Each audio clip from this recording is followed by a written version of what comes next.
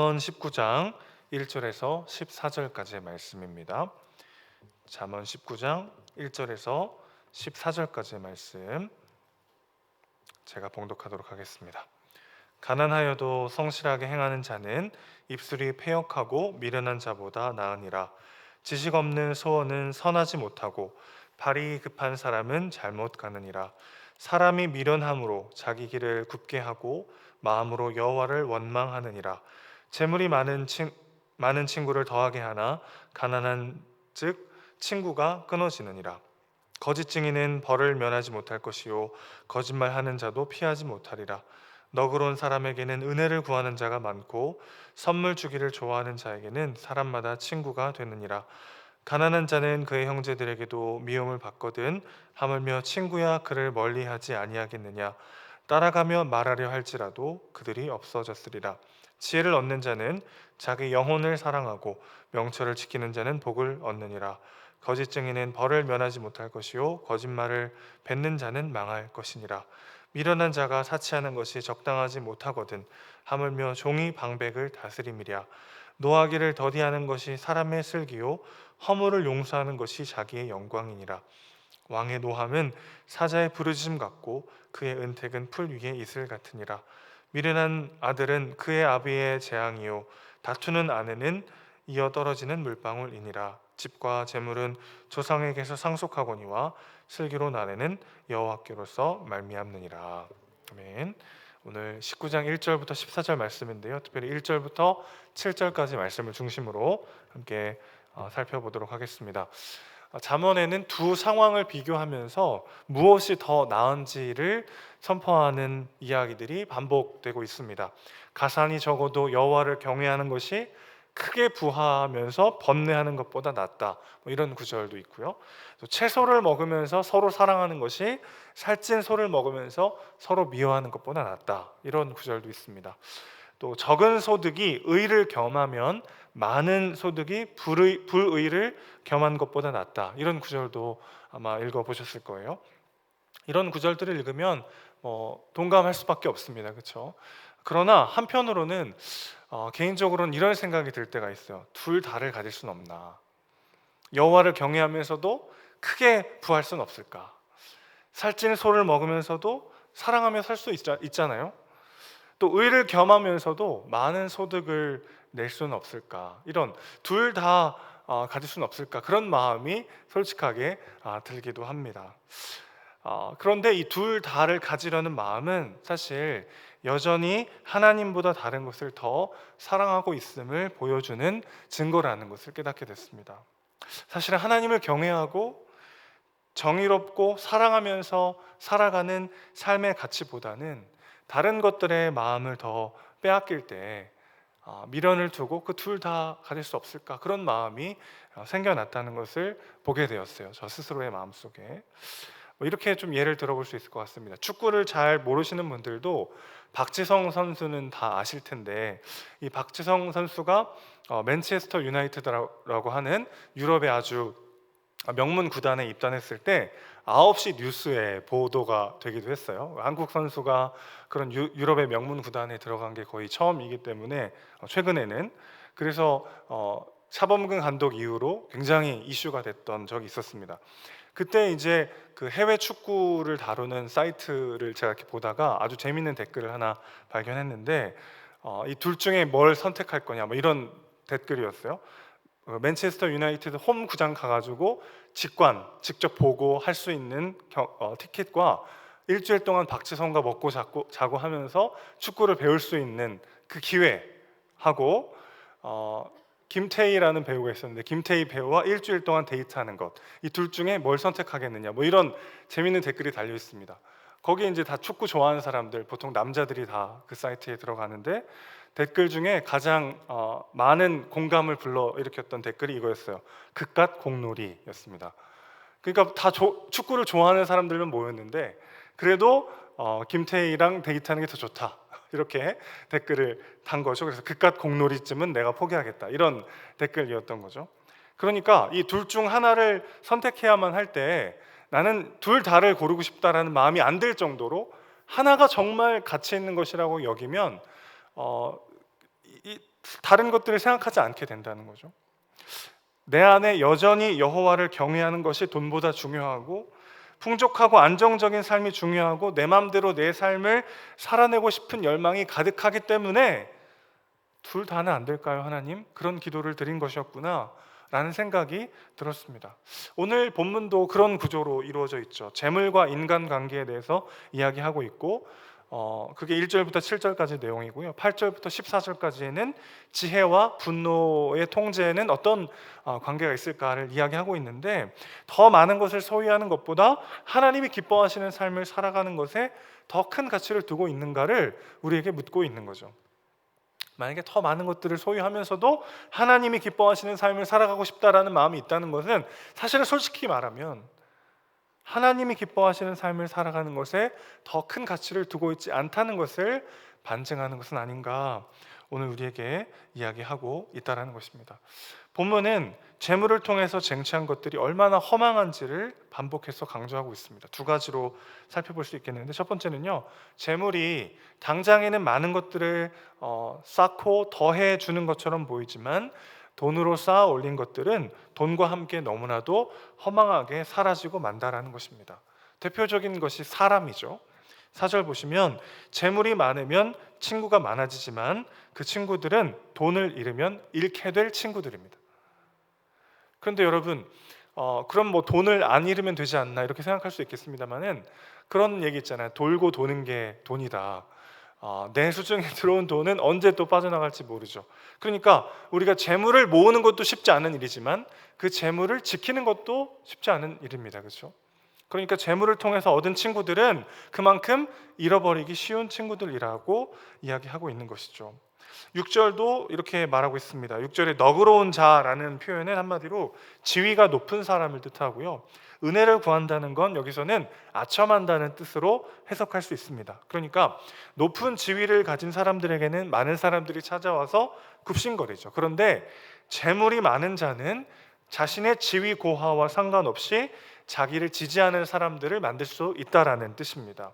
그렇기 때문에 그들의 지지와 환호는 너무나도 허망하게 사라져 버릴 것들이라는 것을 강조하고 있는 것이죠. 마치 예수님이 예루살렘에 입성하실 때 막 호산나 다윗의 자손이여 막 외쳤던 군중들이 순식간에 십자가에 못 박으라고 돌변했던 것처럼, 내가 가진 것을 잃었을 때 그것 때문에 얻었던 모든 찬사와 지지는 멸시와 조롱으로 바뀔 수밖에 없다고 말하고 있습니다.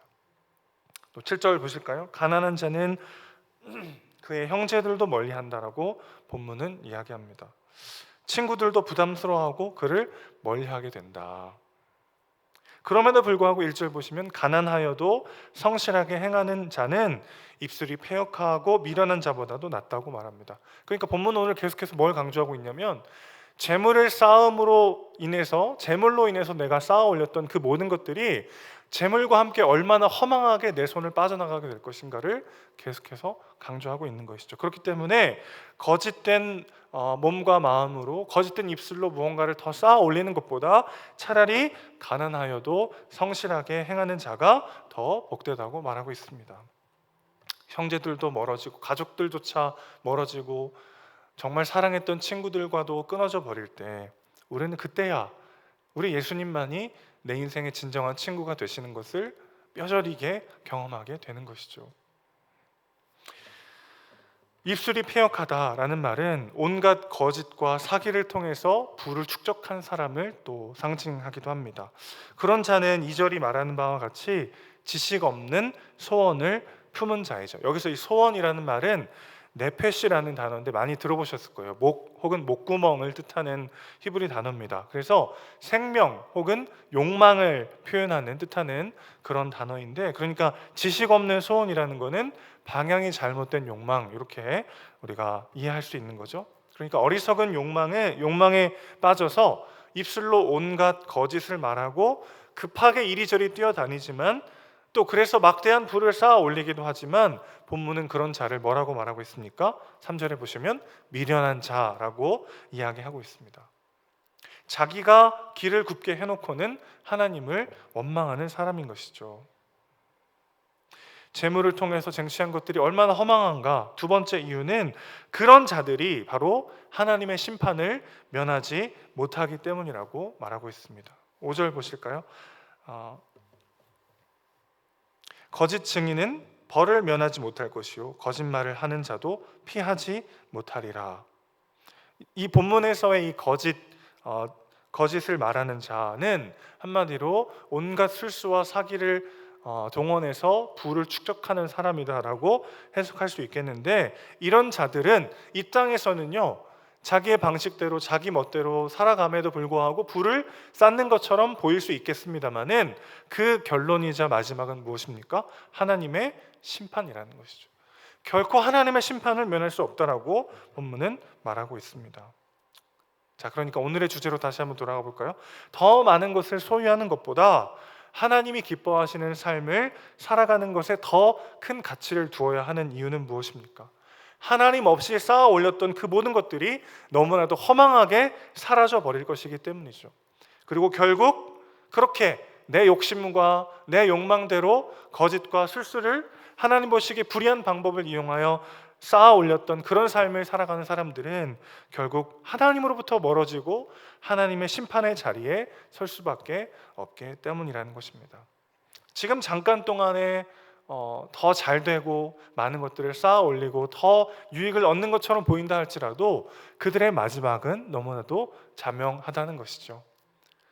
허망하게 사라지는 부와 함께 더 큰 공허함과 인생의 허망함을 경험할 수밖에 없을 것이고, 하나님의 정의로운 심판대에 설 수밖에 없는 인생이라는 것입니다. 그래서 우리는 눈앞의 유익을 쫓아 살아가는 것이 아니라 하나님이 기뻐하시는 삶을 선택하는 삶을 살아가야 하는 것이죠.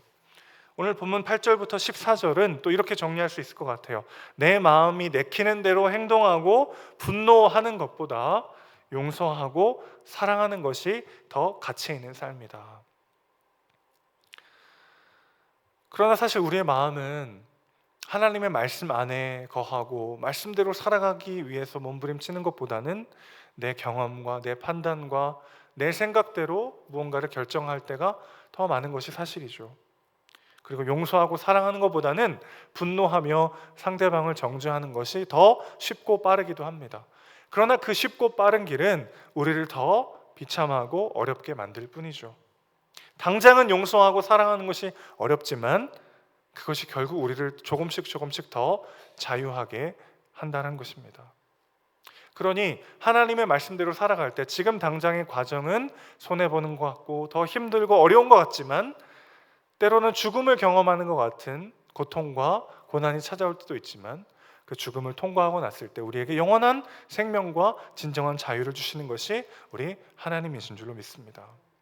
그렇기 때문에 지금 당장 내가 눈앞에 보기에는 내 마음대로 내 유익을 취하고 내 마음대로 결정하고 내 마음대로 분노하며 살아가는 것이 가장 쉽고 빠르고 좋은 길처럼 보일 때가 있지만, 반대로 내가 참고 용서하고 사랑하고 하나님의 말씀 앞에 내 삶을 비춰보면서 마음에 들지 않지만 동의되지 않지만 하나님의 인도하심 따라 살아가는 것이 불편하고 힘들고 돌아가는 것처럼 보이지만, 그러나 그 인생의 끝에 가장 큰 영광과 생명과 자유가 있다는 것을 우리는 믿음의 눈으로 바라봐야 할 줄로 믿습니다.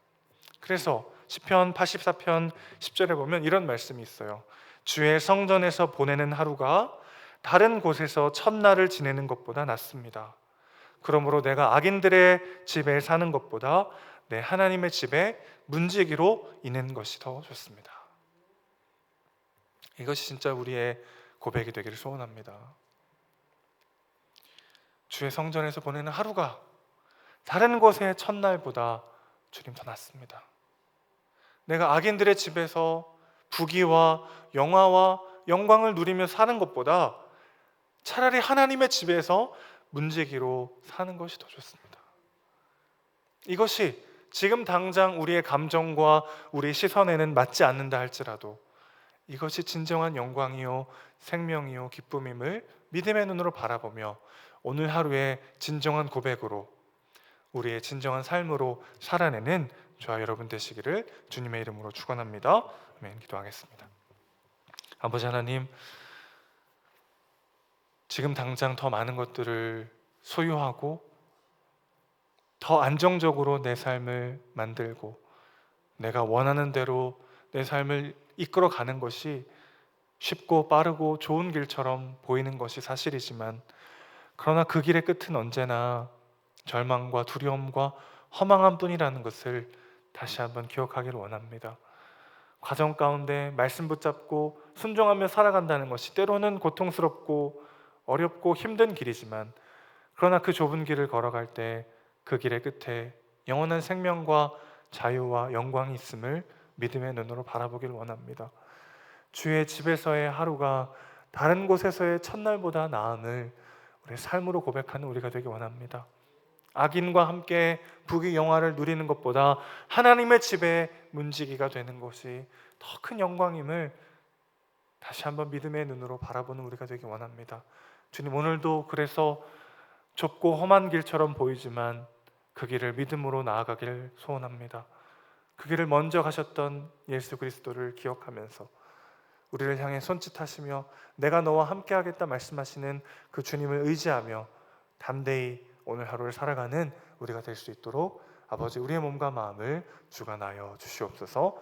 우리 사랑이시고 주인이신 예수님의 이름으로 기도합니다. 아멘.